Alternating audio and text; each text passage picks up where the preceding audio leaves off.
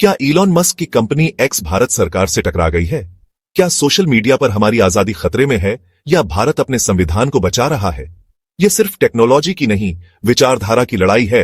यह है free speech बनाम नेशनल सिक्योरिटी की जंग, और इसका असर सिर्फ एक्स तक सीमित नहीं, बल्कि इससे जुड़ा है हमारा भविष्य। और इंटरनेट का कंट्रोल कौन करेगा, यह तय होगा। 2022-23 में भारत सरकार ने एक्स को कई बार निर्देश दिए कि वह सैकड़ों अकाउंट्स और पोस्ट डिलीट करे। इनमें किसान आंदोलन, सीएए विरोध, कश्मीर और खालिस्तान से जुड़े कंटेंट, विदेशी संगठनों के टिप्पणी वाले ट्वीट्स और हिंसा उकसाने जैसे कई विवादास्पद पोस्ट शामिल थे। एक्स ने सरकार के आदेश के बावजूद कुछ सामग्री हटाई, लेकिन कई मामलों में उसने ये कहते हुए पालन नहीं किया कि ये आदेश अभिव्यक्ति की स्वतंत्रता के खिलाफ है। नतीजतन एक्स ने भारत सरकार के आदेश को अत्यधिक और सेंसरशिप बढ़ाने वाला बताते हुए कर्नाटक हाईकोर्ट में केस दायर कर दिया। एक्स का दावा, इनमें से कई पोस्ट लोकतांत्रिक विरोध या वैचारिक बहस थे। इन्हें हटवाना संविधान के अनुच्छेद 19(1)(a) के तहत दी गई अभिव्यक्ति की स्वतंत्रता पर हमला है। सरकार का पक्ष, ऐसी सामग्री देश की सार्वभौमिकता, एकता, सार्वजनिक व्यवस्था और लॉ एंड ऑर्डर के लिए नुकसानदायक है। आईटी एक्ट के तहत कार्रवाई जरूरी थी। भारत का सूचना प्रौद्योगिकी अधिनियम आईटी एक्ट 2000 की धारा 69A सरकार को यह अधिकार देती है कि वह ऑनलाइन किसी भी कंटेंट पर प्रतिबंध लगा सकती है यदि वह सार्वभौमिकता, अखंडता, सुरक्षा या कानून व्यवस्था को खतरे में डालता है।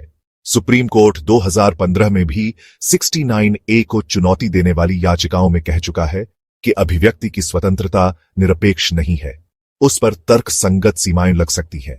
लेकिन आलोचक सवाल करते हैं, क्या सरकार सचमुच इसी अधिकार की रक्षा कर रही है या फिर इसका दुरुपयोग कर डिजिटल सेंसरशिप बढ़ा रही है? हाल के वर्षों में दर्जनों websites, Twitter handles, YouTube channels और न्यूज पोर्टल्स ब्लॉक किए गए हैं, जिनमें कई आलोचनात्मक, राजनीतिक या सामाजिक बहस के केंद्र रहे मुद्दे थे। इलॉन मस्क और उनकी कंपनी एक्स, पहले ट्विटर, कई देशों की सरकारों से भिड़ चुकी है। ब्राजील, तुर्की, रूस, नाइजीरिया और अब भारत। मस्क बार बार दावा करते हैं कि एक्स फ्री स्पीच का गढ़ है और वह दुनिया भर में लोकतंत्र की रक्षा के लिए प्रतिबद्ध है। उन्होंने अप्रत्यक्ष रूप से भारत सरकार पर ओवर रीच का आरोप भी लगाया। दूसरी ओर भारत सरकार ने सख्त सुर में जवाब दिया, कोई भी कंपनी भारतीय कानून से ऊपर नहीं, चाहे वह कितनी भी बड़ी हो। देश की संप्रभुता सर्वोपरि है। मोदी सरकार पर पहले से ही आलोचक आरोप लगाते रहे हैं कि वह डिजिटल कंट्रोल और आत्मनिर्भर डेटा कानून का सहारा लेकर असहमति को दबाना चाहती है। ऐसे में एक्स से टकराव सरकार के लिए वैश्विक छवि और इन्वेस्टमेंट माहौल दोनों के लिए चुनौती है। अमेरिका और यूरोप में भी यह मुद्दा जमकर चर्चा में है।